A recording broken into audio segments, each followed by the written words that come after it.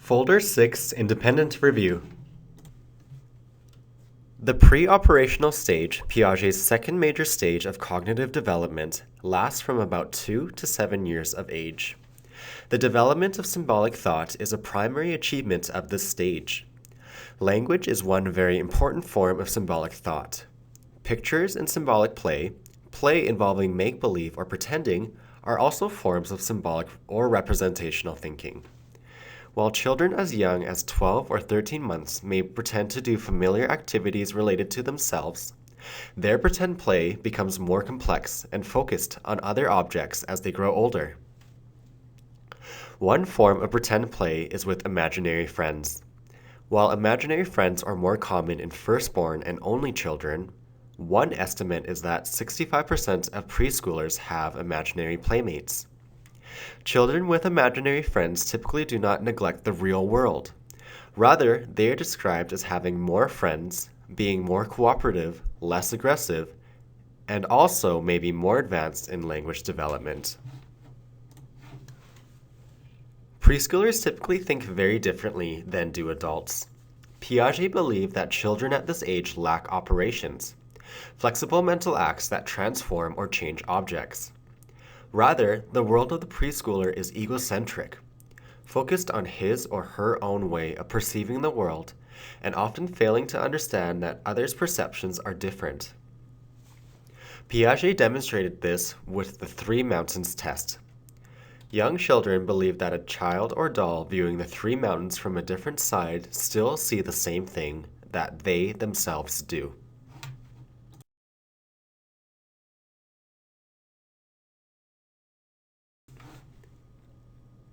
Other kinds of pre-operational thinking include transducive reasoning, linking unrelated events together, animism, the belief that inanimate objects are alive, and artificialism, believing that natural events are constructed by humans. Preschool children also tend to believe that dreams are real, that they happen outside the body and are not constructed in the head. They believe that others could also see the dream if they were there. Pre-operational thought is characterized by the failure to conserve. Conservation is the understanding that quantity remains the same after simple transformations, such as squashing a ball of clay or pouring water from a short glass into a tall glass. Children whose thinking is pre-operational demonstrate centration, becoming stuck or centered on one dimension, such as height of a glass, of a two-dimensional problem, ignoring the width of the glass. They also do not conserve because of irreversibility, failing to realize that the action, such as pouring the water from a short glass into a tall glass, can be reversed, pouring the water back into the original glass, and thus demonstrating that quantity remained the same. Preschool children also have difficulty with class inclusion, the understanding that groups of objects can belong to higher-level classifications.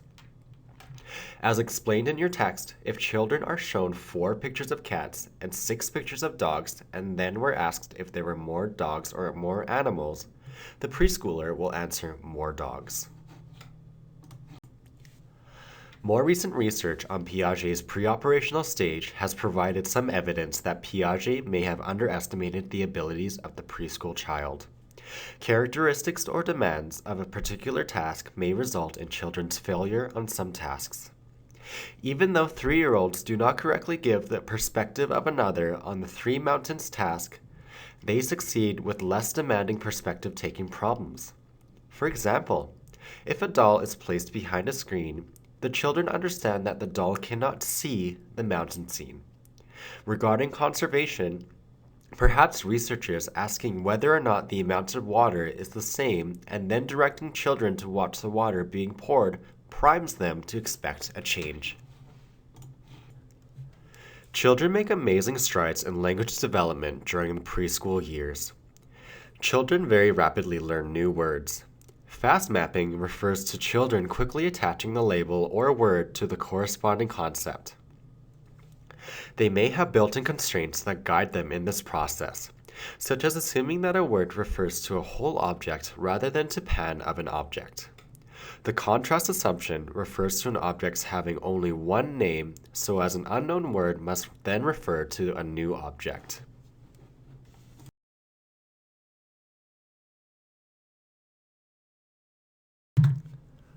The relation between cognition and language is important and complex.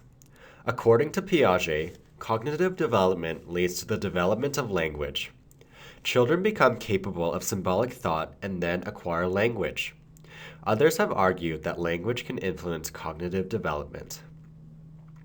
The interactionist perspective would be that language and thoughts both influence each other. Vygotsky believed that initially language and cognition were separate, but that they began to merge during the second year. Inner speech, one of Vygotsky's concepts, is an example. Although the young preschool child may speak his or her own thoughts out loud, the words become internalized as the child grows older. The initial spoken words, often used to describe the child's own actions, may help the child learn to regulate his or her behavior. Theory of mind refers to the common understanding adults have of the mind and how it works. We are aware, for example, that we gather knowledge through our eyes, ears, and other senses, and we are also aware of the distinction between our internal, created world and the external world. While Piaget believed that the preschooler did not have a theory of mind, more recent research has provided evidence that even preschool children have some abilities in this area. In one study, children were shown a videotape about a girl, Kathy, who found a bag containing some crayons. While Kathy was gone from the room, a clown replaced the crayons with rocks. Children were then asked to predict if Kathy would think that there were crayons or rocks in the bag.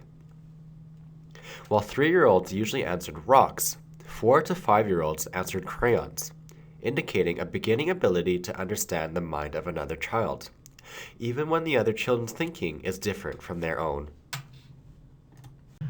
John Favell has conducted research on the appearance-reality distinction, the understanding that appearances can be misleading.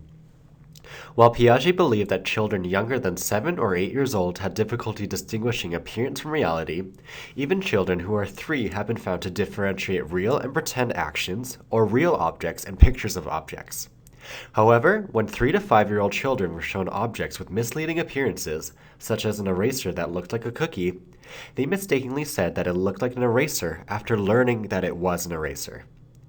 Children at this age may have limited mental representational skills, having a hard time in their thinking of their cookie eraser as looking as a cookie but being an eraser.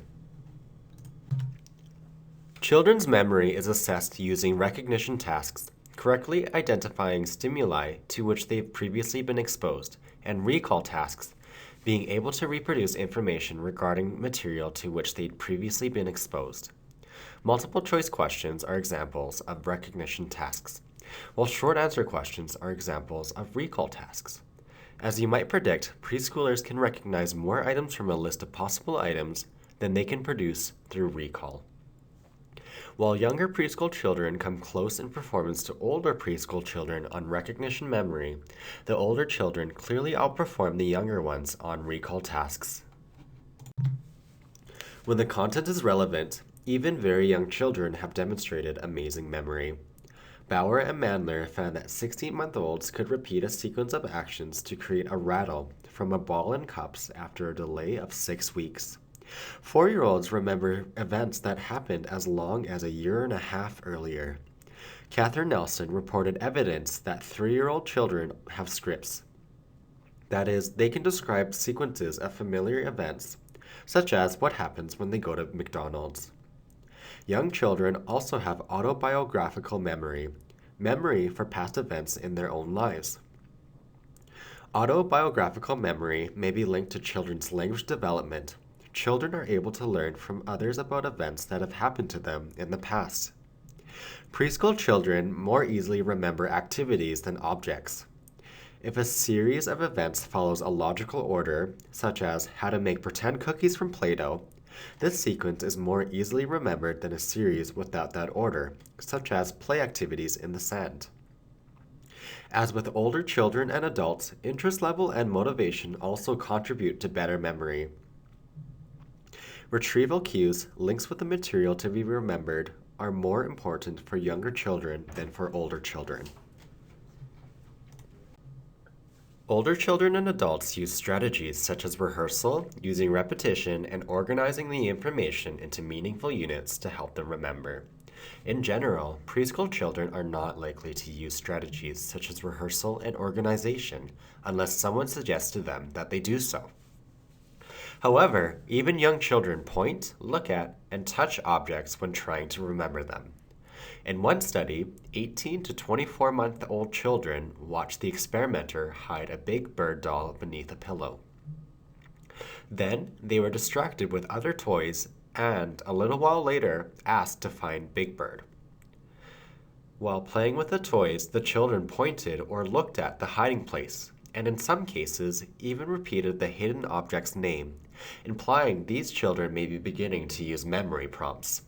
When young children do not spontaneously use memory strategies, they can be encouraged to do so with marked improvements in their recall ability. Many social and family factors influence development during preschool years. Parents and teachers may provide scaffolding to help children reach a higher developmental level. The assistance helps children advance further through their zone of proximal development. The difference between children's current level and their possible level of functioning with additional help. One study exploring mothers' interaction with 3 to 5-year-olds found that mothers tailored their interaction to the child's level of competence, giving more concrete and detailed suggestions to the younger compared to older children.